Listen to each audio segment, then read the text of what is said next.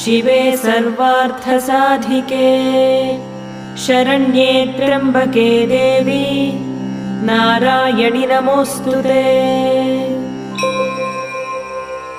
अस्य श्रीललिता सहस्रनाम स्तोत्रमाला मन्त्रस्य वशिन्यादिवाग्देवता ऋषयः अनुष्टुप् छन्दः श्रीललिता परमेश्वरी देवता श्रीमद्वाग्भवकूटेति बीजम् मध्यकूटेति शक्तिः शक्तिकूटेति कीलकम् श्रीललिता महात्रिपुरसुन्दरी प्रसादसिद्धिद्वारा चिन्तितफलावाप्त्यर्थे जपे विनियोगः।